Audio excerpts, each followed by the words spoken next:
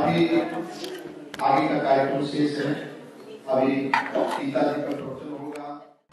ये गीता जयंती के उपलक्ष्य में रखा गया है और आज कुछ पुराने भक्त भी आए, उनके भजनों का भी हम आनंद लेंगे अभी गीता प्रवचन के बाद।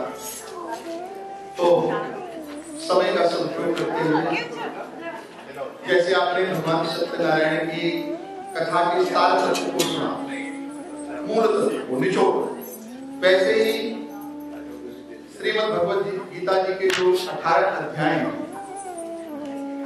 और एकादशी पीछे गई है, जिसको हम मोक्षदा एकादशी कहते हैं। भगवान गोविंद ने उसी दिन अर्जुन को गीता का उपदेश दिया था और गीता जयंती के उपलक्ष्य में एकादशी मोक्षदा एकादशी मनाई जाती है। तो गीता का भी सारांश आप सभी सुने। उससे पहले आइए 2 मिनट भगवान के पावन नाम का आश्रय करें और फिर श्रीमद् भगवद गीता जी के सारांश को हम श्रवण करें।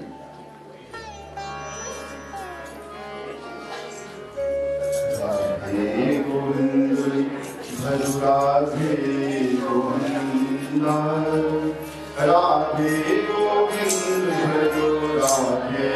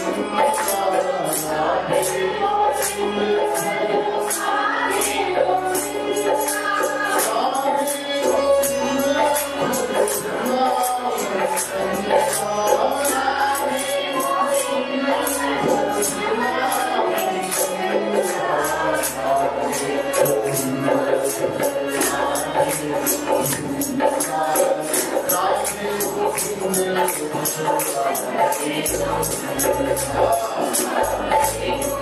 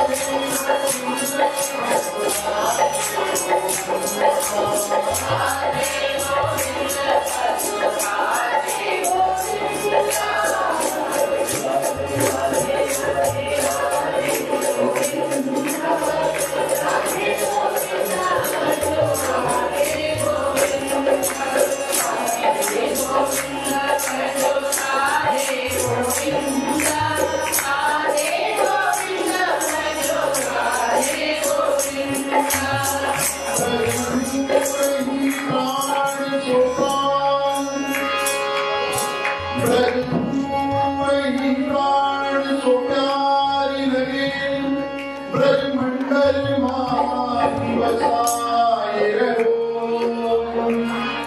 रसिकों के सुसंग में मस्त रहूं, जगजार सोनी बचाए रहो, नित्वा की झांकी निहार करूं, सब झांक सुखांक सकाए रहो, अहुआ के बिहारी मेरी अजीबनी, मेरी नैनों से नैना मिलाए रहो, मेरे नैनों से नैना मिलाए रहो, राधे गोविंद राधे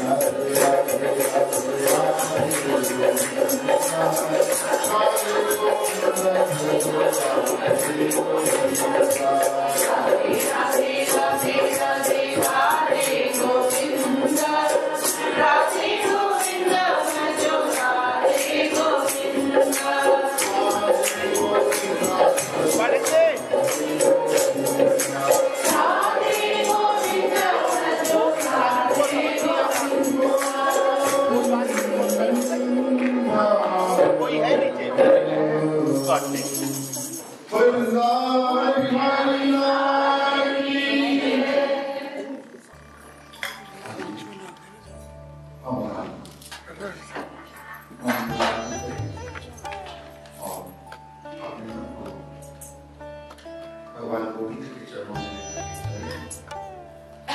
और गीता को अपने जीवन में आत्मसात करें। श्रीमद् भगवद गीता जैसा कि आप सबको विदित होगा, हमारे यहाँ 4 वेद और पंचम वेद की संज्ञा महाभारत ग्रंथ को दिया गया। केवल 4 वेद में जो 1 लाख मंत्र है, जैसे वेद में विद्वान कहते हैं 3 कांड है, कर्म कांड, ज्ञान कांड, उपासना, जिसमें कि कर्म कांड के जो मंत्र हैं वो है 80,000, उपासना कांड के मंत्र हैं 16,000 और ज्ञान कांड के मंत्र जो है वो 4,000। अकेले केवल महाभारत ग्रंथ के 1 लाख श्लोक हैं। 1 लाख इतना बड़ा ग्रंथ है, इसलिए महाभारत को पंचम वेद की संज्ञा दी। तो महाभारत ग्रंथ से ही श्रीमद् भगवद गीता जी के जो 700 श्लोक हैं लिया गया है महाभारत का विषय। श्रीमद् भगवद गीता जी के 700 श्लोक हैं और 18 अध्याय हैं।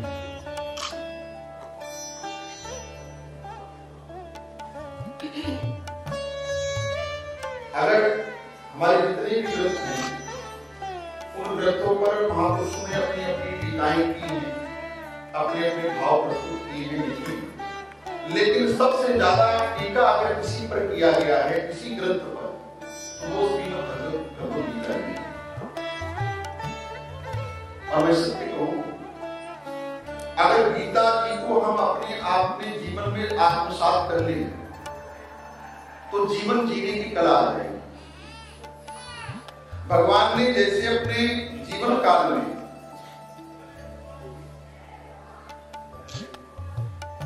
मात्र 125 वर्ष तक भगवान कृष्ण ने इस धराधाम पर लीला की है, बहुत कम, ओनली 125 ईयर। लेकिन अगर जीवन जीने की कला सीखनी हो तो भगवान कृष्ण से जीवन जी जीना भी आया, और देखो जीवन मिलता है तो जाने के लिए ही मिलता है, आए हैं तो जाएंगे, और गए कैसे वो भी सिखा करके। जीवन की प्रत्येक परिस्थिति में अगर हमें अपने आप को निखारना है, अपने आप को मजबूत करना है, तो मैं सबके कहूँ, अगर मैं किसी से प्रभावित हुआ, हमारे भगवान के अनेक अवतार हुए, तो मैं अपने कृष्ण से प्रभावित कि जीवन की विषम से विषम परिस्थिति में भी उन्होंने अपने जीवन को हंसते मुस्कुराते हुए, यही भगवान कृष्ण के जीवन की कला है। और एक बात और बताऊंगा, भगवान के जितने भी अवतार हुए, उन सभी अवतारों में अगर सबसे ज्यादा संकट, सबसे ज्यादा कष्ट, सबसे ज्यादा विपत्ति अगर किसी के जीवन में आई तो भगवान कृष्ण के जीवन में। अरे जिनका जन्म ही चोरों के कारागृह में 6 दिन के थे, पूतना मारने की 6 महीने के हुए, सट्टासुर आ गए, अघासुर, बकासुर, व्योमासुर, अरिष्टासुर, इतने बड़े बड़े राक्षसों को कंस ने भेजा, लेकिन अपने जीवन की प्रत्येक परिस्थिति में भगवान श्री कृष्ण अहर्निश मुस्कुराते हैं। आप देखिए इतना बड़ा परिवार, हमारे परिवार में कोई एक सदस्य गुजर जाता है, रोने लगते हैं, छाती पीटने लग जाते हैं, दुखी हो जाते हैं, शोक में डूब जाते हैं, जिनसे बहुत प्रेम करते, स्नेह करते हैं।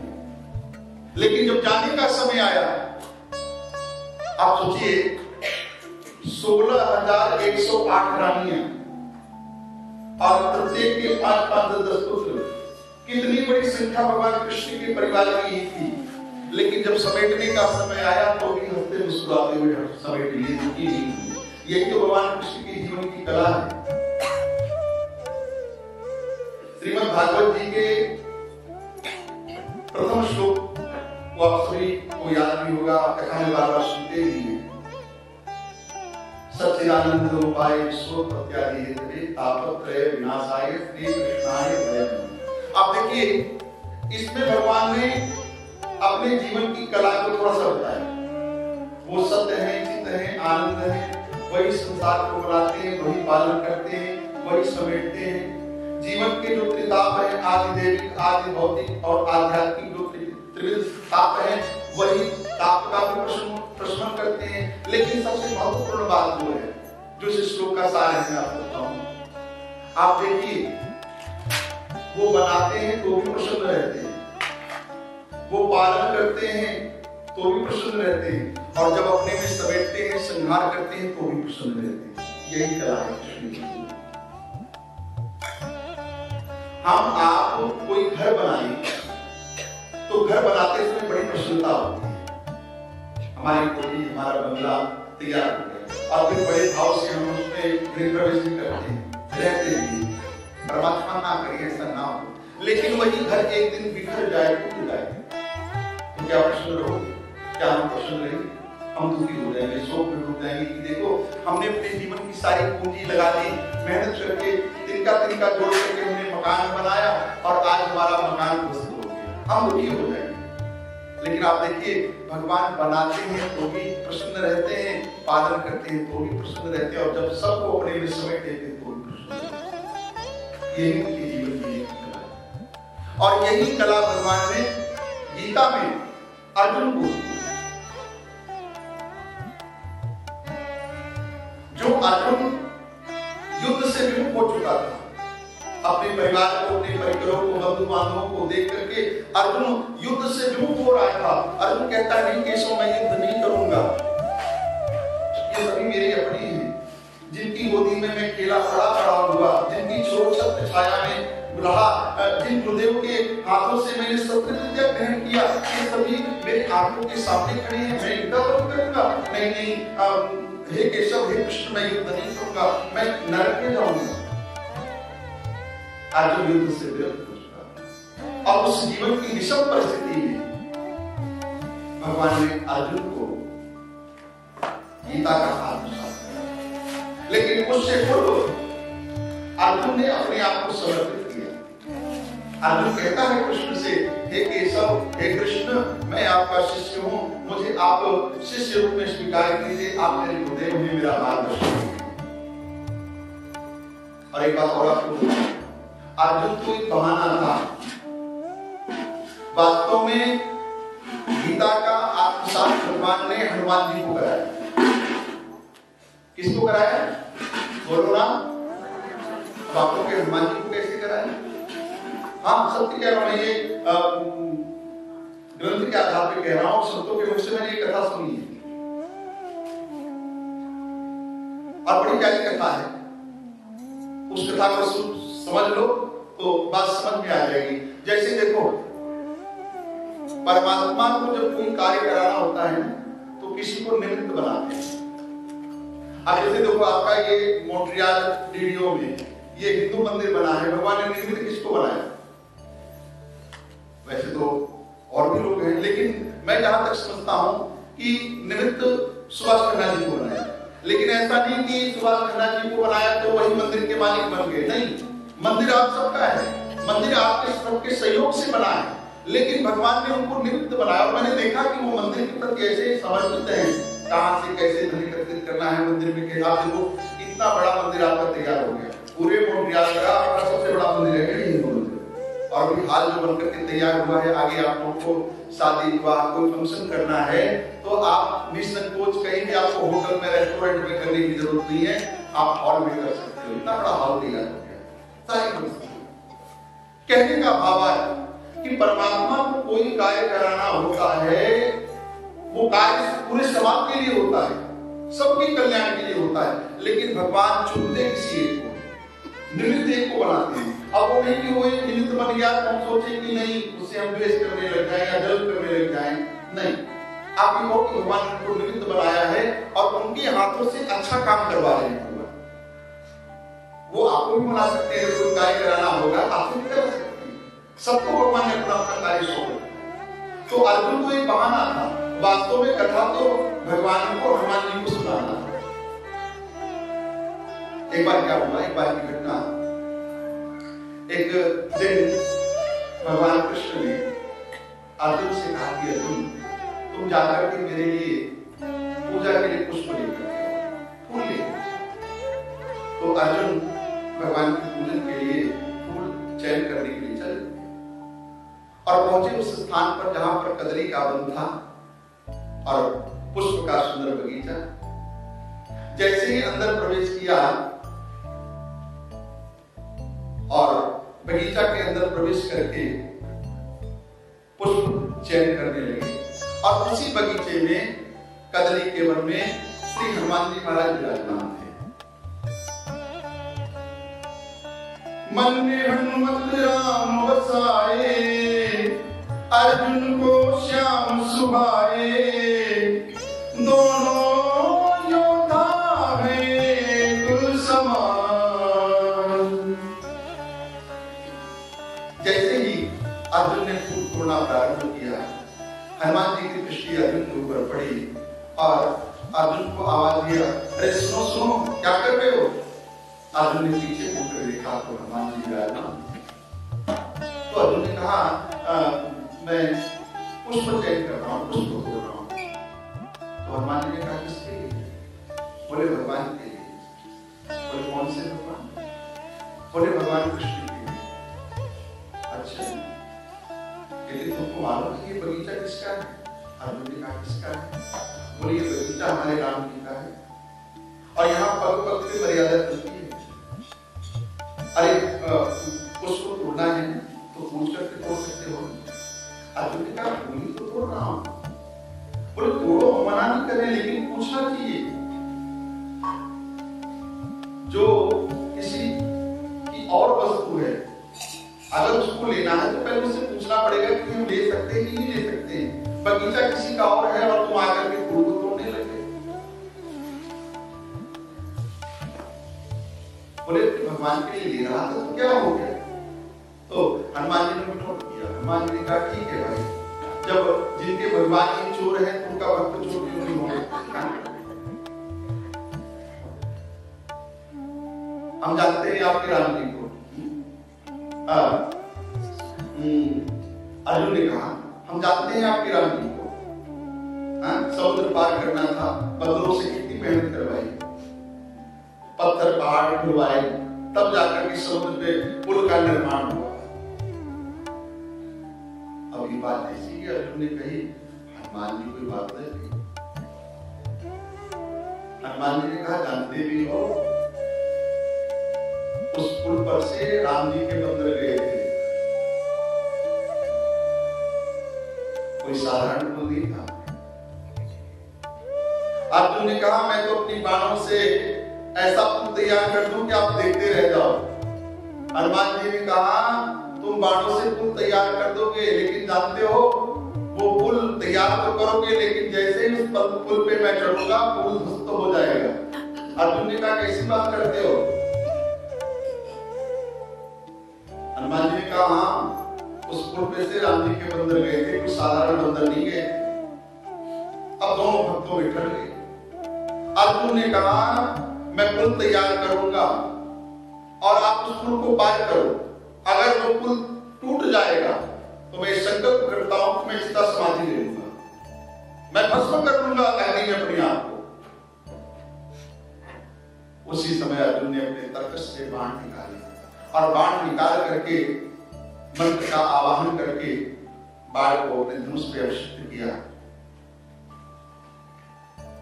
आनंद भानन में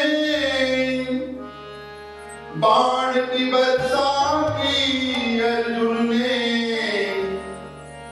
ने बाण की वर्षा प्रारंभ की और देखते ही देखते एक विशाल काय पुल का निर्माण हुआ।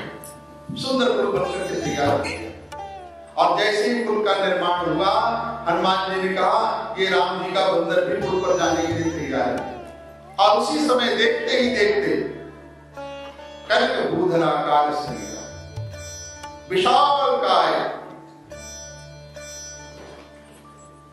हनुमान जी ने अपने रूप को प्रकट किया और रूप को प्रकट करके जैसे ही हनुमान जी ने उस अर्जुन के बाणों के पुल के ऊपर अपना पैर रखा है और पैर रखते ही वो पुल टूट कर ध्वस्त हो गया। अब जैसे ही पुल टूटा अर्जुन ने कहा कि भक्तराज हनुमान जी, मैंने जैसा संकल्प किया था अपने वचन के अनुसार मैं अपने प्राणों को आहुत कर दूंगा। क्षत्रिय जो होते हैं वो अपने वचनों से कभी गिरते नहीं हैं। अगर वचन दे दिया तो उस वचन का पालन करते हैं। तो हनुमान जी ने कहा कोई बात नहीं, ये हमारे आपके बीच की बात है, आपको प्राण देने की आवश्यकता नहीं, ये प्राण बड़े कीमती हैं, क्या करोगे प्राण दे करके? अर्जुन ने कहा बिल्कुल नहीं हनुमान जी, मैं अपने वचन के अनुसार अपने प्राणों को दूंगा, मैं यहीं पर अपने शरीर को अग्नि में भस्म कर दूंगा। और अर्जुन ने शंखा एकत्रित की, बस अग्नि प्रज्वलित करने की देरी है। दोनों में वार्ता चली रही थी कि उसी समय वृद्ध ब्राह्मण का रूप धारण करके भगवान कृष्ण दोनों के समक्ष प्रकट हो गए। हनुमान जी ने वृद्ध ब्राह्मण को प्रणाम किया और अर्जुन ने भी प्रणाम किया। हनुमान जी ने कहा आइए ब्राह्मण देवता कैसे प्रणाम हो।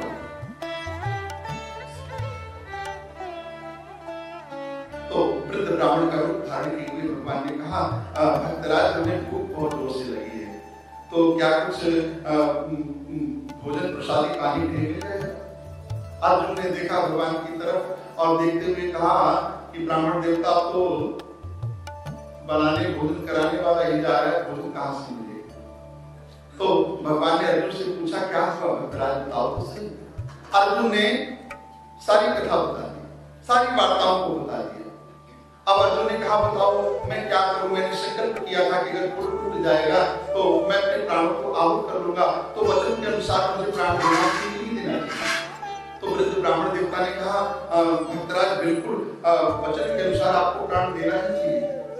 हनुमान जी ने कहा ये और आ गई है, नहीं भी देना होगा तो भी ये प्राणों को दे देगा। लेकिन मैं एक बात तुमसे कहना चाहता हूँ। अर्जुन ने कहा क्या? बोले एक बात बताओ, जब तुम दोनों में ये वार्ता हुई, आपस में चर्चा हुई, तुमने ये संकल्प किया, तो कोई झगड़ा करता? बोले नहीं, बात तो हम दोनों में हुई। बोले देखो, जब ऐसी बातें होती है ना, जब तो तीसरा व्यक्ति होता है निर्णय करने वाला। अब तुम दोनों ने बातें तो की और संकल्प तो खुली किया, लेकिन वो तीसरा नहीं था देखने वाला जो फैसला कर सके कि हाँ तुमको ये करना चाहिए, सही है। तुम अपने आप फैसला कर लो। एक काम करो, अब फिर से तुम अपनी बाणों से पुल का निर्माण करो और फिर से हनुमान जी उस बाणों के पुल पे जाएंगे। अगर इस बार पुल टूट गया तो भक्तराज तुम चिता समाधिए। तुमने जो संकल्प किया है, जो बता रहे हो, उसको तुम पूरा कर दो। अर्जुन ने कहा ठीक है। हनुमान जी ने कहा हाँ ब्राह्मण देवता, आप जो ठीक कह रहे हो बिल्कुल ठीक कह रहे हो, मैं राजी हूं। और फिर अर्जुन ने तर्क से बाण निकाले, मंत्र का आवाहन किया और अर्जुन ने बाणों की वर्षा की और बाणों का बड़ा सुंदर दिव्य पुल तैयार हो गया। और फिर हनुमान जी ने अपने विशालकाय रूप को प्रकट किया है, कनक कुंडलाकाश। एक रूप से तो भगवान ब्राह्मण के रूप में, वृद्ध ब्राह्मण के रूप में सामने खड़े हैं, और एक रूप से भगवान कच्छप का रूप धारण करके उस पुल के नीचे आए। और जैसे ही हनुमान जी ने इस बार उस पुल पर अपने पैर को रखा है, पुल तो नहीं टूटा, लेकिन हनुमान जी के बल से, हनुमान जी की शक्ति से जैसे ही पैर रखा, कमर का जो कीट था वो फट गया और रक्त की धारा बह गई। और जैसे ही रक्त की धारा हुई है, वृद्ध रूप से ब्राह्मण के रूप में जो भगवान खड़े थे वहां से अंतर ध्यान हो गए। अर्जुन भी दौड़े और हनुमान जी भी दौड़े और आकर के क्या देखा कि वहां रक्त की धारा बह रही है। और देखते ही देखते वो कच्छप भी अंतर ध्यान हो गया और भगवान कृष्ण वहां पर प्रकट हुए। जैसे भगवान कृष्ण प्रकट हुए, अर्जुन भी चरणों में गिर पड़े और हनुमान जी भी चरणों में गिर पड़े। और अर्जुन ने कहा प्रभु कैसे गिरा, ये प्रभु सब क्या है? भगवान ने अर्जुन से कहा कि अर्जुन, अनन्यासित्यन्तो माम ये जना पर्युपासते तेषां नित्याभियुक्तानां योगक्षेमं वहामि। हे अर्जुन, तुम मेरे अनन्य भक्त हो और जो अनन्य भाव से मेरी भक्ति करता है उसके भार का वहन मैं करता हूं, उसका मैं पतन नहीं होने देता, उसके वचनों को कभी मैं गिरने नहीं देता। तब तो भगवान ने कहा कि प्रबल प्रेम के पाले पढ़कर प्रभु का नियम बदलते देखा। प्रभु का मान भले टल जाए पर भक्त का मान मैं भक्त के मान को कभी टले नहीं देता। तो हनुमान जी ने कहा भगवान को देखते हुए कि प्रभु अर्जुन की जीत हो गई, अब बताओ मैं क्या करूं? तो अर्जुन ने कहा प्रभु मैं बताऊं आपको क्या करना है? तो भगवान ने कहा अर्जुन के लिए फिर कभी के लिए। तो अर्जुन ने कहा प्रभु फिर कभी कब आएगा? बोले जब आएगा मैं बताऊंगा। और वो कब आया फिर कभी?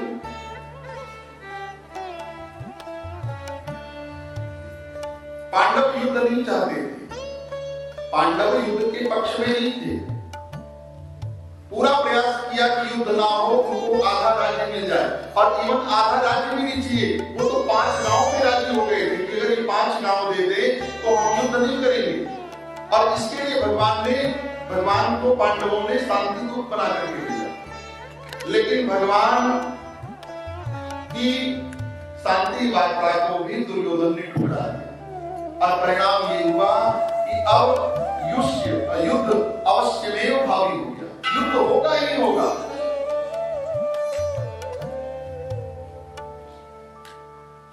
जब ये हो गया कि अब युद्ध होगा ही होगा, तब भगवान ने अर्जुन से कहा कि अर्जुन अब समय आ गया, अब हनुमान जी के पास चलना है। और फिर अर्जुन को लेकर के भगवान हनुमान जी के पास आए और हनुमान जी से कहा कि अब चलो हमारे साथ युद्ध। तो हनुमान जी ने कहा कि प्रभु हम तो अपने राम जी के चरणों में रहते हैं, हम तो हमेशा राम जी के चरणों की सेवा में लगे रहते हैं। तो बोले ठीक है हमारे सर पे बैठ जाए, उनके चरणों में रहते हो हमारे सर पे बैठ जाए। बोले नहीं प्रभु ऐसी बात नहीं है, अब आप तो जानते ही हो कि हम सेवा में रहते हैं, चरणों में रहते हैं। और दूसरे प्रभु आप तो जानते हो कि मैं कथा के बिना नहीं रह सकता, मुझे तो सत्संग चाहिए, कथा चाहिए। अर्जुन ने कहा प्रभु ये लो, वहां युद्ध होगा, एक दूसरे पे लोग बाण ताने खड़े रहेंगे, तब किसके प्राण किसकी बाणों से चला जाए कोई पता नहीं। और ये कह रहे हैं वहां हमको सत्संग चाहिए, हमको कथा चाहिए। तो भगवान ने कहा चलो हम कथा भी सुनाएंगे आपको। तो वही हनुमान जी अर्जुन के रथ में कपिध्वज के रूप में स्थापित हुए। और अर्जुन के जो रथ का नाम है वो कपिध्वज रथ है। आप देखिए ग्रंथों में भी वर्णन आया है, जो ध्वजा लगी हुई है ना, उस ध्वजा पर हनुमान जी विराजमान है रथ पर। और आपको मालूम है कर्ण के पास एक, अगर उस बाण को चलाते वो खाली नहीं जाता था, वो प्राण को ले ही लेता था।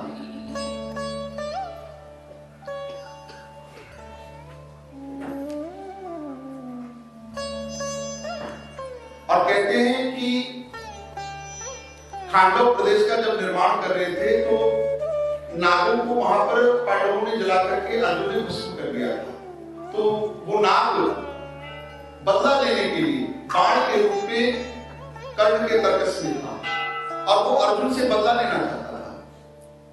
और एक दिन वो आया, वो समय आया जब अर्जुन को मारने के लिए कर्ण ने उस बाण का प्रयोग किया। और जैसे ही कर्ण बाण का प्रयोग करने लगा, सारे देवता घबरा गए, चारों तरफ हाहाकार मच गया। चारों ओर हाहाकार मचा, सभी पुकार उठे, भगवान बचा लो अर्जुन को, भगवान कृष्ण ये बोल उठे, हनुमान बचा लो अर्जुन को। आपको मालूम है जब पितामह भीष्म बाण चलाते थे तो अर्जुन का रथ थोड़ी दूर पे पीछे हटता था, और अर्जुन जब बाण चलाते थे तो पितामह का रथ काफी दूर जाता था। अर्जुन बड़ा प्रसन्न होता था। अर्जुन कहता था कृष्ण देखो ना मेरी बाणों से पितामह भीष्म का रथ कितनी दूर जा रहा है और मेरा रथ थोड़ी दूर पे जा रहा है, जरा नीचे देखो तो सही। तो भगवान कृष्ण ने अर्जुन से कहा कि अर्जुन नीचे नहीं, ये कमाल तो ऊपर वाले की है, ऊपर देखो तो सही कौन बैठा है, हनुमान जी बैठे हैं। अगर हनुमान जी रथ पर नहीं होते तो ये पता ही नहीं चलता कहां चला गया। और कहते हैं जब उस बाण का प्रयोग किया है कर्ण ने, उसी समय भगवान कृष्ण ने हनुमान जी को यह आदेश दिया।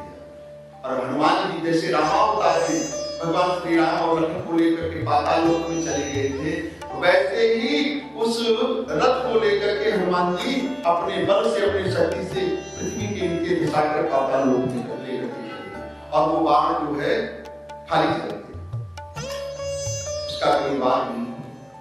हनुमान जी ने अर्जुन के प्राणों की रक्षा की, तो अर्जुन को भगवान ने निमित्त बनाया। वास्तव में गीता को जो आत्मसात कराया है वो हनुमान जी को कराया है। और आप जानते ही हैं कि राम कथा सुनिबेहु रसिया, राम लखन सीता मन, यत्र यत्र रघुनाथ कीर्तनम तत्र तत्र कृष्ण मस्तकांजलि। जहां जहां भगवान की कथा होती है, जहां जहां भगवान का कीर्तन होता है, वहां वहां पर श्री हनुमंत लाल जी कोई न कोई रूप धारण करके आकर के विराजमान होकर के श्री भगवान की कथा को श्रवण करते हैं।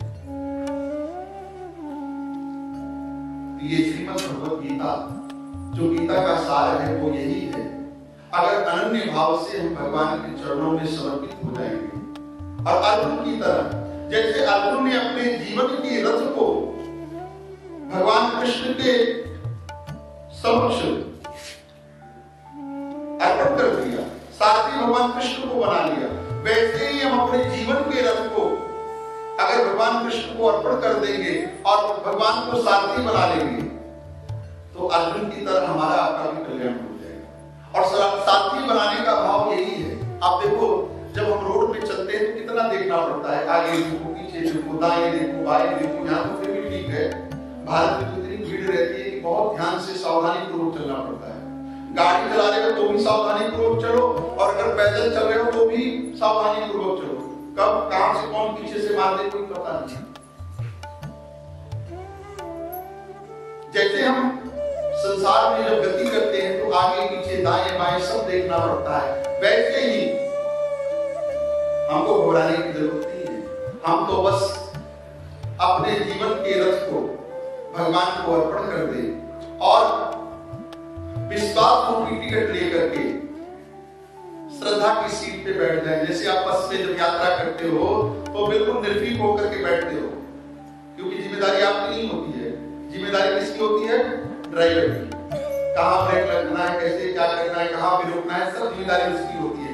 वैसे ही जैसे बस में बैठ करके टिकट लेते हो और फिर सीट पे बैठते हो, यात्रा करते हो, वैसे ही आप अपने जीवन रूपी बस को भगवान कृष्ण को कंडक्टर बना दो, साथी बना दो और विश्वास रूपी टिकट लेकर के श्रद्धा रूपी सीट पे बैठ जाओ। आपको कहीं भी घबराने की जरूरत नहीं है, ना डरने की आवश्यकता है, ना कुछ करने की जरूरत है। प्रभु आपके विराम स्वतः हाथ करें। तो ये श्रीमद् भगवद गीता जो कि हमारे जीवन रूपी रथ को चलाने के लिए, कर्तव्य पथ का निर्वहन करने के लिए, जीवन को जिए कैसे, जीवन में उतार चढ़ाव आएगा, जीवन में युद्ध भी लड़ना पड़ेगा। हर कोई आज अपने जीवन से युद्ध लड़ रहा है। कर्म पथ पे जब हम चलते हैं तो अनेक कठिनाइयां आती है, अनेक परेशानियां आती है, द्वंद्व में हम फंस जाते हैं। श्रीमद् भगवद गीता को मैं सत्य कहता हूं, अगर हम उतार रहे हैं अपने जीवन में, परेशानियां आएंगी तो सही, लेकिन उन परेशानियों को आप सहज रूप से पार कर जाओगे, आप घबराओगे नहीं, विचलित नहीं होगे। और इसलिए देखिए कि जिन जिन लोगों ने श्रीमद् भगवद गीता जी का आश्रय किया, उन्होंने अपने जीवन को इस कर्तव्य पथ से सहज रूप से पार किया और जो भी विपत्तियां आई, परेशानियां आई, उससे वो घबराए। और भगवान कृष्ण का ये संदेश है, हासम हरे अवतना अखिल लोक दिव्य शोका सुसागर शोषण मृत्युदारम सम्मोहनाय रचितम निज मायास्य भ्रूमंडलम मुनिकृते मकरत तुलसी। भगवान कहते हैं कृष्ण कि जीवन की प्रत्येक परिस्थितियों में हंसते रहो, मुस्कुराते रहो, घबराओ मत। और यही हमारे आपके जीवन का सार है। आइए समय को देखते हुए, जैसा कि कहा, जीवन में हम आप हंसते रहें, मुस्कुराते रहें, इस भजन का आश्रय करते हुए, समय को देखते हुए मैं वाणी को विराम दूंगा। फिर एक दो भजन हिम्मत न हारिए, प्रभु न विसारिए, हंसते मुस्कुराते हुए जिंदगी गुजारिए, हंसते मुस्कुराते हुए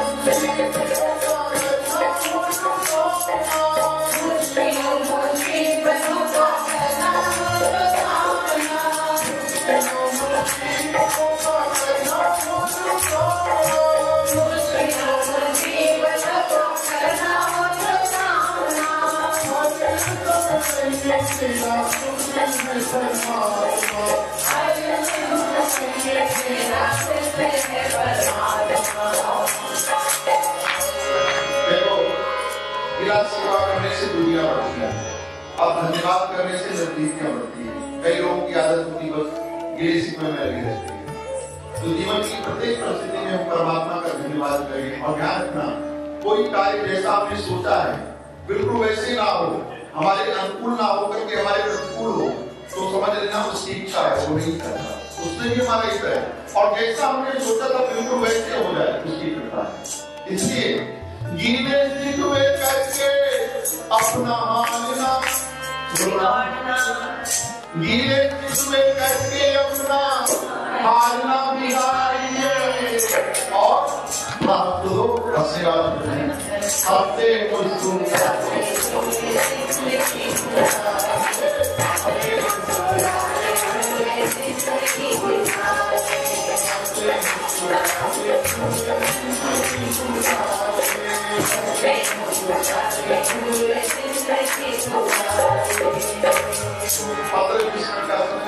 एक भजन समाधि, अच्छा पहले राजनी, फिर अनिता जी, फिर लाख में एक भजन समाधि होगी और फिर राजनी।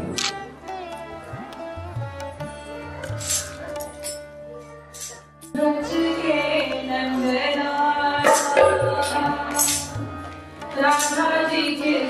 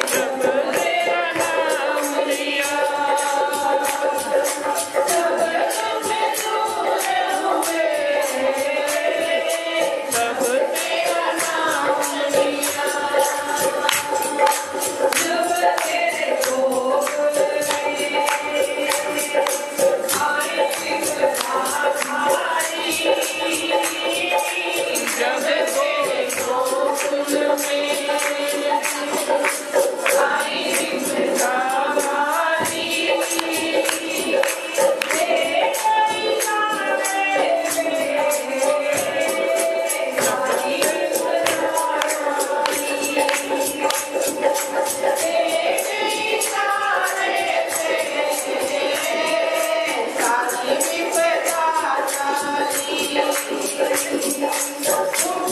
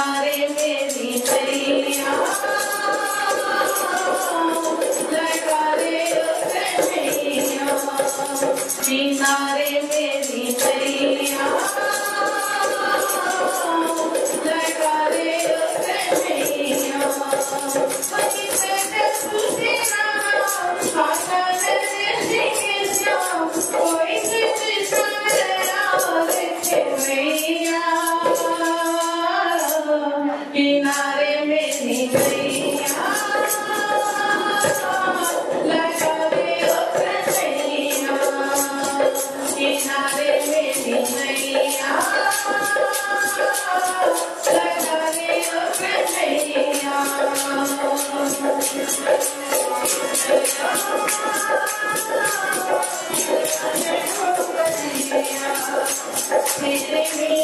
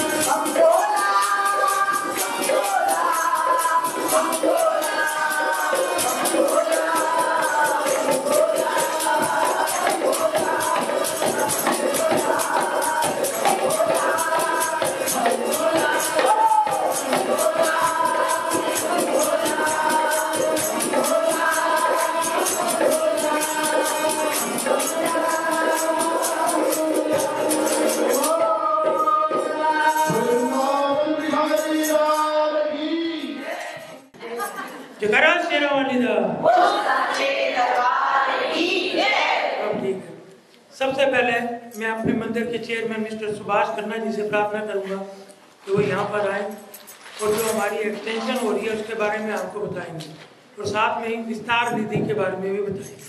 Subhash Khanna ji.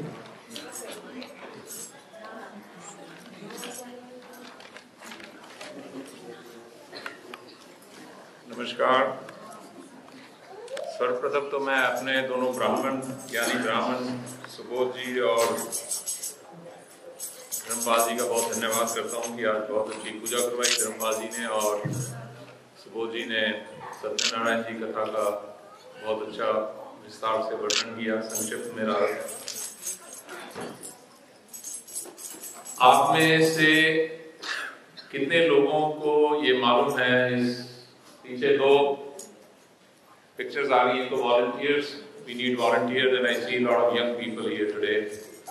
So we do need a lot of volunteers to help us in the kitchen and help us in the other chores of the मंदिर। और उसके अतिरिक्त इसके बाद एक और स्लाइड आती है that is विस्तार निधि।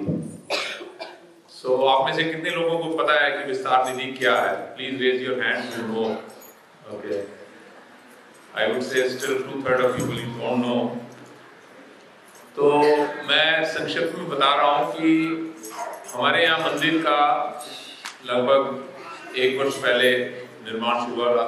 इसी जून में हमने मई 15 में निर्माण शुरू किया था पीछे के हॉल का। तो नीचे जो है 2 क्वार्टर्स बने हैं पंडित जी के, 3 कमरे बने पढ़ने के लिए बने हुए हैं और 1 लाइब्रेरी का निर्माण हुआ है। Besides there are public bathrooms and common areas. उसके बाद ऊपर जो है 4500 स्क्वायर फुट, जितना बड़ा ये हॉल है इतना बड़ा ये हॉल पीछे बना है अभी। बहुत बड़ा हॉल है शादी के लिए या और सादत वगैरह के लिए, किसी भी आपको किसी भी पर्व के लिए आपको कोई जगह चाहिए हो तो बहुत अच्छा हॉल है जिसमें 400 आदमी आराम से बैठ सकते हैं। इसके अतिरिक्त मंदिर की जो कंस्ट्रक्शन कमेटी है उन्होंने ये निर्णय लिया कि हमारे यहाँ 4 बालकनीज थी। ये वाली बालकनी में आर्य समाज की निर्माण हुआ है, इधर वाली बालकनी में भगवान की जो किचन है वो यहाँ बनेगी और भगवान की जो ड्रेसेज है वो स्टोर होगी। काफी बड़ी बालकनी है इधर भी और इधर भी। और इधर की बालकनी में ये वाली दीवार बीच में निकल जाएगी और यहाँ पर आई थिंक कनाडा में पहली बार पंचमुखी हनुमान जी आ रहे हैं और भारत में भी बहुत कम है। और हनुमान जी का आगमन हो चुका है, मॉन्ट्रियल में पहुंच चुके हैं और पंडित जी अच्छा मुहूर्त निकालेंगे जब भी तो उनकी यहाँ स्थापना होगी। तो मैं आप सबको आमंत्रण दे रहा हूं कि जिस दिन स्थापना हो प्लीज बढ़ चढ़ के उसमें भाग लीजिएगा। और उसके अतिरिक्त जो उधर बालकनी है, एक बालकनी है काफी बड़ी, आप देख सकते हैं जब परिक्रमा करते हैं वहां बालकनी है, ये दीवार बीच में से निकल जाएगी तो वहां पर नवग्रह की स्थापना होगी। बहुत लोगों की ये श्रद्धा थी कि नवग्रह भी आने चाहिए और नवग्रह का भी आगमन हो चुका है। इसके अतिरिक्त जब आप ऊपर आते हैं जहां पर नंदी जी हैं, वो जो छोटा हॉल है जहाँ पे हवन होता था उसमें आप देखेंगे तो दीवार के अंदर 12 कैविटीज हैं छोटे छोटे बने हुए, वहां मंदिर बनेंगे और वहां मंदिरों में भी मूर्तियों की स्थापना होगी। तो आप जैसे ही ऊपर आएंगे आप दर्शन करके घूम के इधर ऊपर आ सकते हैं। तो ये सारा कार्य करने के लिए मंदिर का लगभग $4 मिलियन का खर्चा आया, जिसमें से आपके सहयोग से हमारे पास $500 मिलियन हमने एकत्रित किया था पिछले 2-2.5 साल में जो फंड रेजिंग हुई है और $3.5 मिलियन का हमने बैंक से लोन लिया है। अगर हम एकत्रित होकर, जैसे ये विस्तार विधि में लिखा हुआ है कि $1 रोज का अगर मंदिर को दें और 1000 व्यक्ति यहाँ पर हमारे को सहयोग करें तो हमारे को कोई प्रॉब्लम नहीं है। $1 का मतलब है कि $31 और $30 a month। आपके साल में अकाउंट में से $365 निकलेंगे जो कि टैक्स डिडक्टेबल है, जिसका कि आपके ऊपर भार डिपेंडिंग अपॉन योर इनकम लगभग आधा पैसा उसमें से वापस आ जाता है गवर्नमेंट ऑफ कनाडा से और गवर्नमेंट ऑफ क्यूबेक से। तो अगर आप सहयोग कर सकते हैं $1 प्रति रोज का, तो मेरे पास यहाँ पर फॉर्म है, मैं आप सबको एक फॉर्म दे सकता हूँ, फॉर्म भरिए। मंदिर आपके अकाउंट में से $30 महीने के निकालेगा एक ही बार में और साल के बाद एक बार की रसीद मिलेगी आपको $365 की। तो we need 1000 devotees who can donate $1 per day. It's not a big amount, पर मंदिर की मॉर्गेज जो जाएगी हमारी $30,000 पर मंथ की अप्रॉक्सीमेटली, वो आराम से पे हो जाएगी। तो मेरा आपसे करवत अनुरोध है कि आप लोग हमारे को सहयोग करिए इसमें, ताकि मंदिर का और भी विस्तार हो सके। मंदिर में यहाँ पर काफी खर्चे होते हैं, मंदिर में मेंटेनेंस है काफी, क्योंकि ये बिल्डिंग जो है 25 साल पुरानी हो गई है। ये बिल्डिंग भी आप सब लोगों के सहयोग से ही बनी है। आप लोगों का अगर सहयोग नहीं होगा तो ये मंदिर नहीं बन सकता था और ये मंदिर का विस्तार भी नहीं हो सकता था। I guarantee you, from your dimes to your diamonds, this मंदिर has been made with 1 brick at a time. लोगों ने यहाँ एक एक ब्रिक का डोनेशन दिया है जब मंदिर का निर्माण हो रहा था। तो at the same time now we are requesting you to donate $1 per day, which is not a big amount. It's about $31 per day, $31 per month. So how many people would like to donate today? Please raise your hands. Okay, I see 1, 2, 3, 4, 5. Devi ji, please help me. Devi ji, where are you? If you can pass these, I request volunteers to come out and ये pen भी ले लीजिए करना। तो you see, anybody who donates $1 per day becomes sort of, you become the foundation of the mandir. जिसके ऊपर ये मंदिर का निर्माण हुआ है, उस फाउंडेशन के आप भागीदारी बन रहे हैं. So people who have raised their hands, the volunteers are here to distribute the form. They if they don't want to give $31 every month, they can give one check, 365 for a year also. They can also do that, but this way, हमारी जो mortgage होती है, it is every month. We have to plan our mortgage every month. I think there are a lot of people interested today.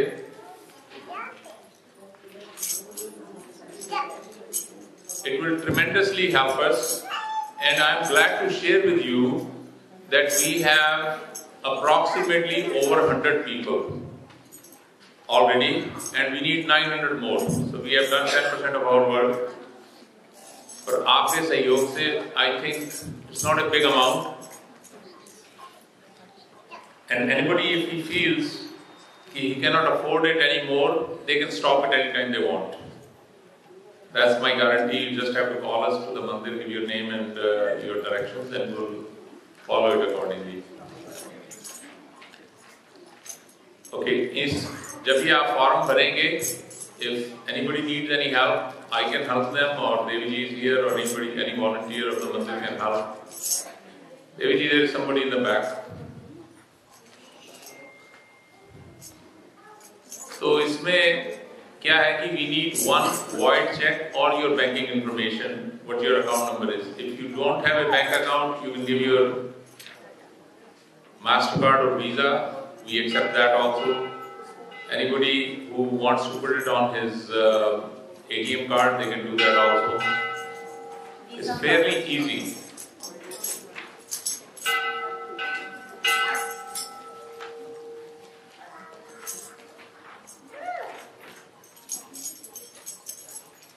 Okay, आपका बहुत बहुत धन्यवाद.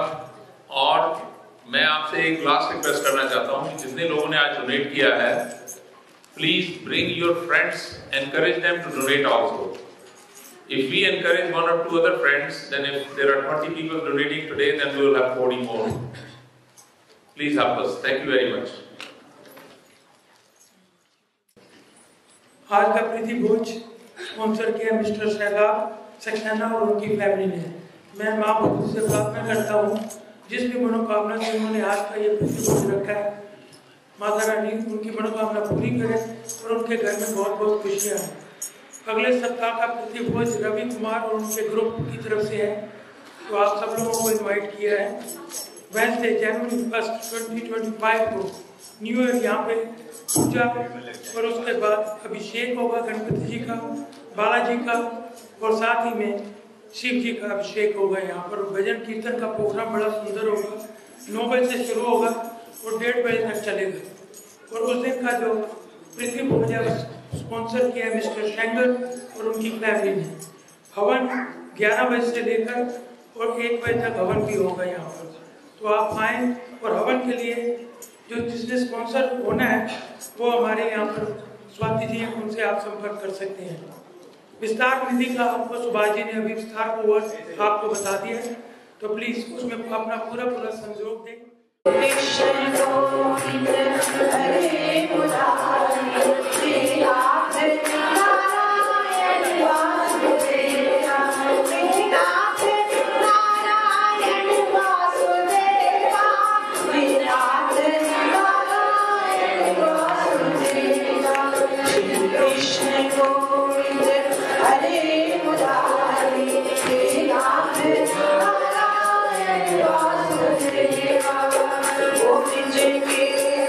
Yeah.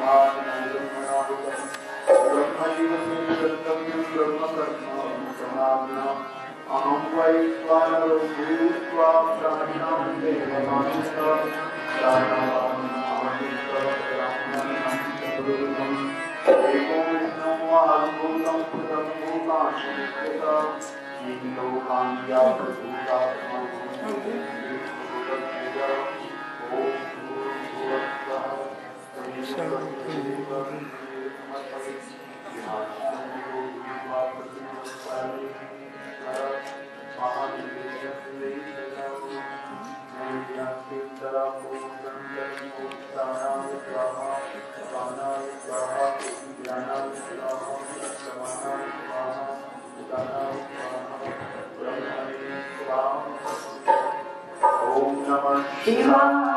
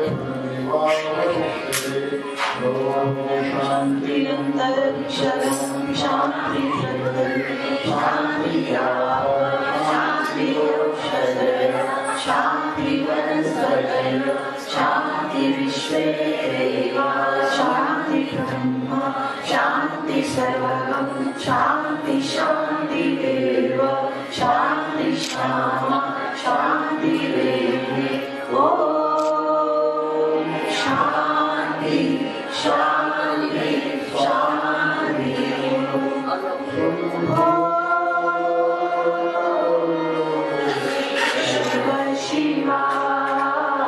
Shiv Shiva Shiv Shiva Shambho Shiv Shiva Shiv Shiva Shiv Shiva Shambho Shiv Shiva Shiv Shiva Shiv Shiva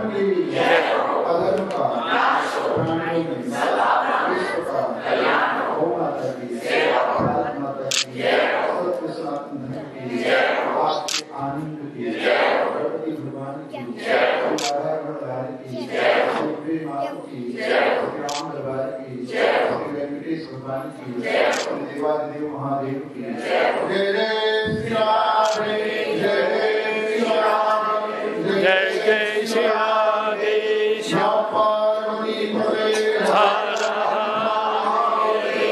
ज्ञानिकानि च पापानि धर्मान्तरकृतानि च तानि सर्वाणि नश्यन्तु प्रदक्षिण पदे पदे पापोऽहं पापकर्माहं पापात्मा पापसम्भवं त्रायिमां पार्वतीनाथ सर्वपाप हरो भव।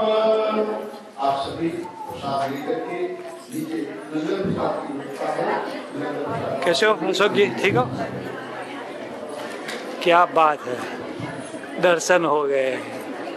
कभी कभी जिन्होंने प्रसाद ले लिया उन्हें दोबारा नहीं लाएंगे।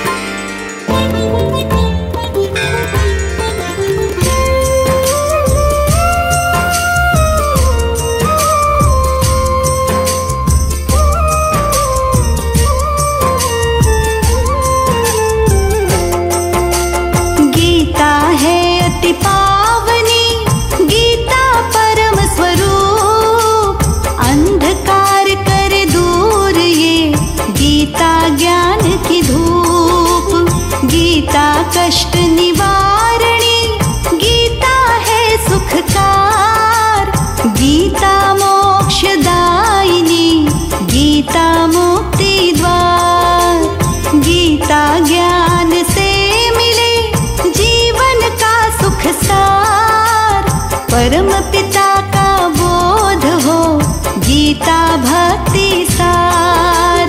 गीता अमृत तुल्य है, जो करते हैं पान। शंकाएं कर दूर ये, मिट जाता अभिमान। पावन गीता ज्ञान, सबका करे कल्याण। पावन गीता ज्ञान, सबका करे कल्याण। सिद्ध मनोरथ हो सभी, गीता का वरदान। स्वप्न सभी साकार हो, जो करता गुणगान। गीता के श्री पाठ से मंगल वर्षा होए। पाप मिटे मन के सभी, तन मन पावन होए। नाश करे अज्ञान का, अमर दीप की खान। समृद्धि चहुँ ओर हो, होवे कष्ट निदान। गीता शक्ति रूप है, विष करती है दूर। दुष्कर्मों का नाश कर, सुख देती भरपूर। पावन गीता ज्ञान, सबका करे कल्याण। पावन गीता ज्ञान, सबका करे कल्याण। परम गति प्रदान कर, शोकों का कर नाश। गीता भव भय मोचनी, संशय करती नाश। जो भी श्रद्धा भाव से ले गीता का ज्ञान। श्री हरि चरणन में मिले, उसे मान सम्मान। गीता है हरि के वचन, गीता हरि उपदेश। गीता जीवन सार का, मार्ग अति विशेष। गीता में श्री कृष्ण ने दिया अनोखा ज्ञान। जो अपनाए ज्ञान ये, बन जाए वो महान। पावन गीता ज्ञान, सबका करे कल्याण। पावन गीता ज्ञान, सबका करे कल्याण। कृष्ण कहे जो जन यहाँ, करता है सत्कर्म। वो जीवन के हेत का, पूर्ण करता है धर्म। फल की इच्छा के बिना, कर्म करे हर पल। ऐसे मानव का यहाँ, जीवन होए सफल। कृष्ण कहे हम जो करें, वो ही संभव होए। तेरे वश में कुछ नहीं, तू काहे को रोए। लेखा जोखा काल का, मिटा सका न कोई। चतुराई जितनी करे, विधि लेख न होए। पावन गीता ज्ञान, सबका करे कल्याण। पावन गीता ज्ञान, सबका करे कल्याण। ज्ञान कृष्ण देते यहाँ, पंच तत्व मिट जाए। अजर अमर है आत्मा, रूप बदल के आए। नए वस्त्र बदले सदा, मानव तज के पुराण। आत्मा त्यों धारण करे, नव तन बन के प्राण। गीता का जो ज्ञान ले, वो प्राणी तर जाए। 184 भव कटे, आवागमन मिट जाए। गीता के श्री ज्ञान से, खुलते मन के द्वार। निर्मल तन मन होत है, प्राणी भव से पार। पावन गीता ज्ञान, सबका करे कल्याण। पावन गीता ज्ञान, सबका करे कल्याण।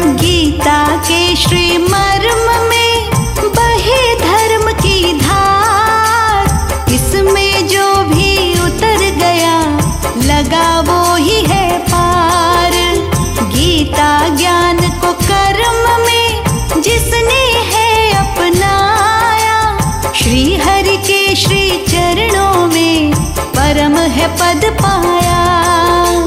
उच्च आचरण राखिए, गीता का है ज्ञान। काम क्रोध मद त्यागिए, दूर करो अभिमान। कपट और छल संग